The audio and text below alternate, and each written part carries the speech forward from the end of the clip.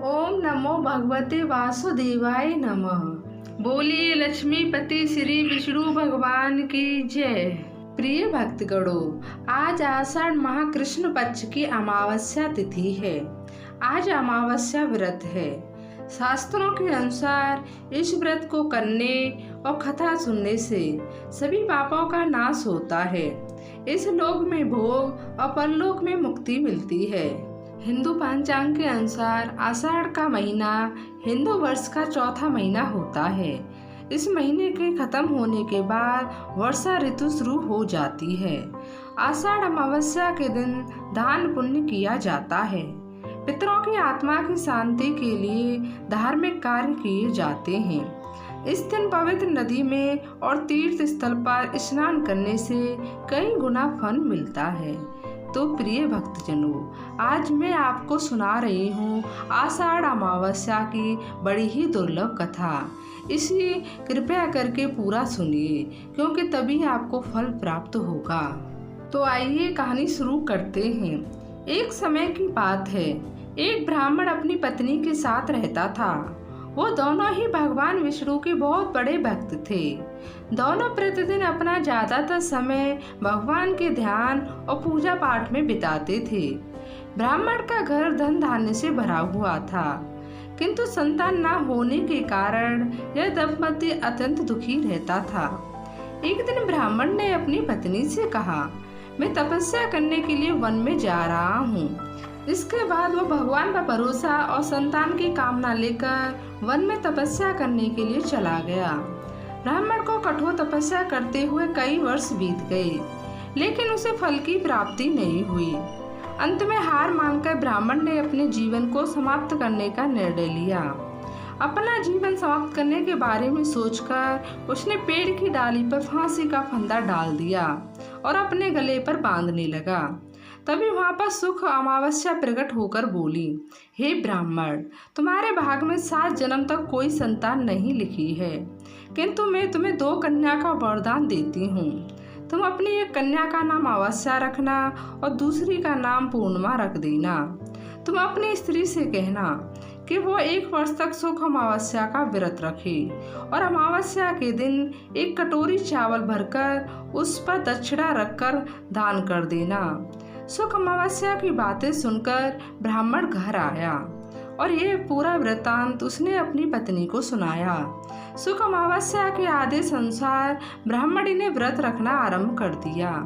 कुछ दिनों बाद ब्राह्मण के घर 2 कन्याओं ने जन्म लिया, जिसमें से एक कन्या का नाम अमावस्या और दूसरी का नाम पूनम रखा गया।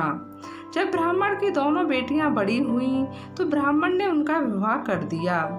बड़ी बहन अमावस्या धार्मिक प्रवृत्ति की थी। वो काफी समय भगवान की पूजा और धर्म कर्म में व्यतीत करती थी। इसके विपरीत पूनम भगवान को बिल्कुल भी नहीं मानती थी।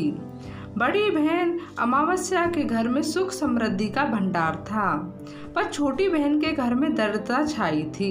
जब बड़ी बहन अमावस्या को अपनी छोटी बहन पूनम के बारे में पता चला कि वो बहुत दुखी है, तब अमावस्या अपनी बहन के लिए ढेर सारा सामान लेकर उससे मिलने गई। छोटी बहन के घर पहुंचकर अमावस्या ने उसे 1 वर्ष तक सुख अमावस्या का व्रत रखने को कहा और 1 कटोरी में चावल भरकर उसे दान कर देना। ऐसा करने से तुम्हारे सभी नरकाष्ट दूर हो जाएंगे और घर में सुख समृद्धि आएगी। पूनम ने अपनी बहन की बात को मानते हुए बिल्कुल ऐसा ही किया, जिसके बाद 1 साल के भीतर पूनम का घर धन्य धान्य से भर गया और उसके घर एक बेटे ने जन्म लिया। इस प्रकार जो भी विधि पूर्वक सुख अमावस्या का व्रत करता है, उसके घर में सुख समृद्धि आती है।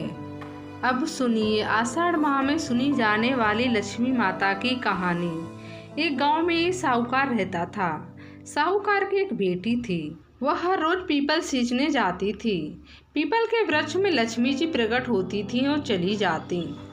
एक दिन लक्ष्मी जी ने साहूकार की बेटी से कहा, तू मेरी सहेली बन जा।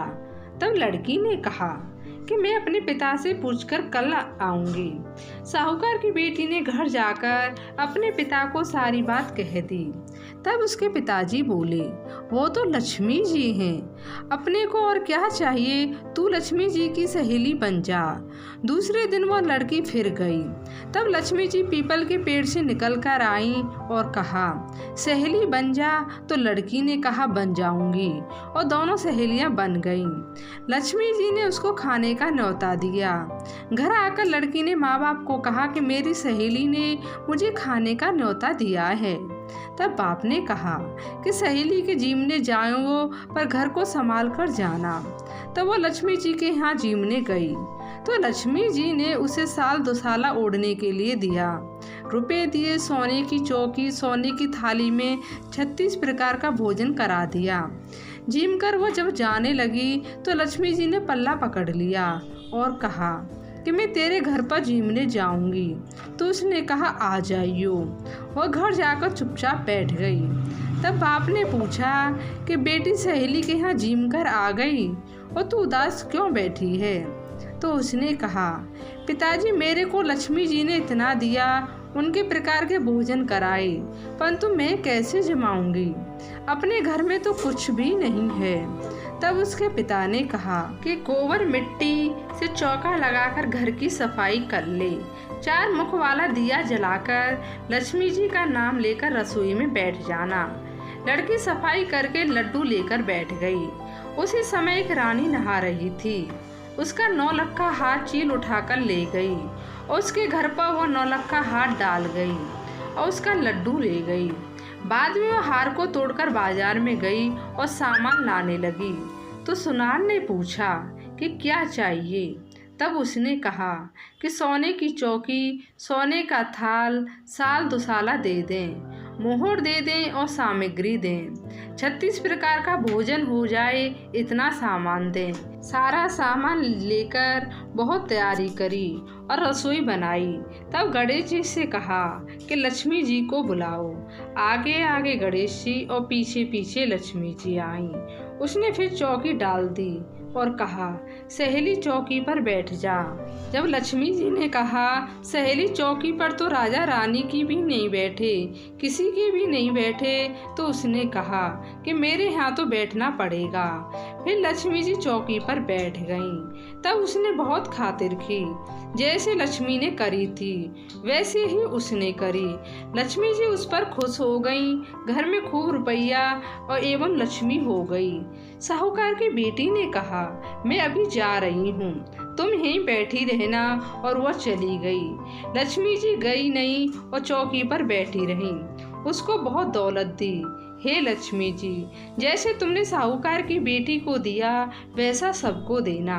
कहते सुनते हुंकार भरते अपने सारे परिवार को दियो। पीहर में देना, ससुराल में देना, बेटे पोते को देना। हे लक्ष्मी माता, सबका कष्ट दूर करना, दरिद्रता दूर करना, सबकी मनोकामना पूर्ण करना। जय हो लक्ष्मी माता की। आपको यह कहानी कैसी लगी? अगर अच्छी लगी हो तो कमेंट में जय श्री कृष्णा लिखना बिल्कुल भी ना भूलिएगा। धन्यवाद।